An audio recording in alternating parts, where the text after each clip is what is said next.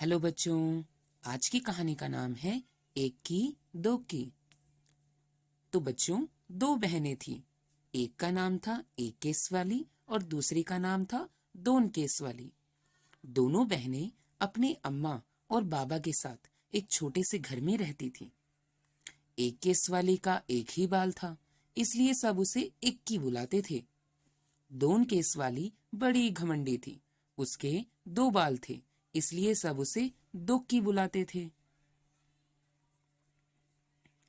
अम्मा सोचती थी कि दुक्की जैसी सुंदर लड़की तो दुनिया में है ही नहीं, और बाबा उनको सोचने की फुर्सत ही कहाँ, काम में जो उलझे रहते थे। दुक्की हमेशा अपनी बहन पर रौब जमाती रहती।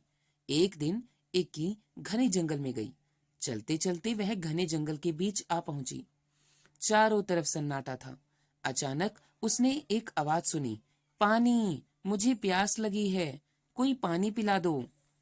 इक्की रुकी और उसने चारों तरफ घूमकर देखा। वहां तो कोई नहीं था। फिर उसने देखा सूखी मुरझाई हुई मेहंदी की एक झाड़ी, जिसके पत्ते सरसरा रहे थे।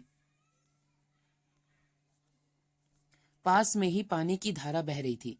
इक्की ने चुल्लू भर पानी भरकर एक बार, दो बार, कई बार झाड़ी के ऊपर डाला।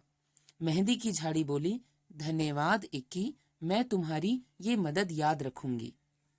इक्की आगे बढ़ गई। फिर अचानक सन्नाटे में उसे एक और आवाज सुनाई दी, मुझे भूख लगी है, कोई मुझे खाना खिला दो। इक्की ने देखा कि एक मरियल सी गाय पेड़ से बंधी हुई थी। इक्की ने घास फूस इकट्ठी की और गाय को खिला दी। उसके बाद उसने गाय के गले में बंधी रस्सी को खोल दिया।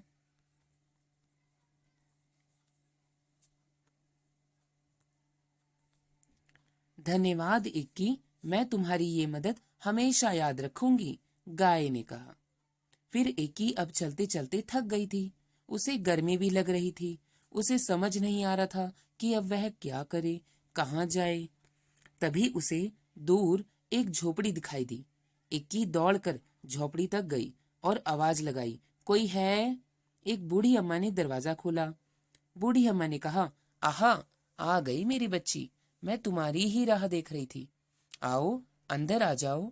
इक्की हैरान हो गई और चुपचाप झोपड़ी में आ गई। झोपड़ी में आकर उसे बहुत अच्छा लगा। बूढ़ी अम्मा ने कहा, आओ बेटी, तुम्हारे लिए नहाने का पानी तैयार है। पहले अच्छी तरह से तेल लगाओ और उसके बाद नहा लो, फिर हम खाना खाएंगे। इक्की ने शर्माते हुए कहा, नहीं नहीं। अम्मा ने पुचकार कर कहा, अरे नहीं क्या, जैसा मैं कहती हूँ वैसा करो। इक्की ने बूढ़ी अम्मा की बात मान ली। फिर पता है क्या हुआ? इक्की ने जैसे ही अपने सिर से तौलिया हटाया तो उसने पाया कि उसके सिर पर एक नहीं परंतु बहुत सारे बाल थे। इक्की इतनी खुश हुई कि वह खाना खा ही नहीं सकी। बस बार बार वह बूढ़ी अम्मा का धन्यवाद ही करती रही। बूढ़ी अम्मा ने मुस्कुराते हुए कहा, अब तुम घर जाओ बेटी और हमेशा खुश रहो। इक्की के तो जैसे पंख ही निकल आए। वह सरपट घर की तरफ दौड़ चली। रास्ते में उसे गाय ने मीठा मीठा दूध दिया और झाड़ी ने हाथों पर नचाने के लिए मेहंदी दी। घर पहुंचकर इक्की ने सारी कहानी सुनाई।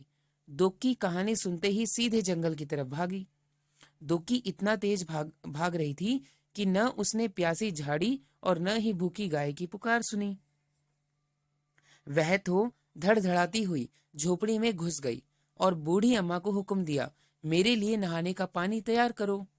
हाँ आओ, मैं तुम्हारी ही राह देख रही थी, पानी तैयार है, नहा लो, बूढ़ी अम्मा ने दुक्की से कहा।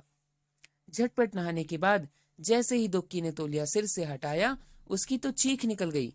दुक्की के दो ही तो बाल थे और वे भी झड़ गए थे। रोते रोते दुक्की घर की तरफ चलने लगी। रास्ते में उसे गाय ने सींग मारा और मेहंदी की झाड़ ने कांटे चुभो दिए। मगर अब दुक्की अपना सबक सीख चुकी थी। इसके बाद इक्की दुक्की अपने अम्मा बाबा के साथ खुशी खुशी रहने लगी।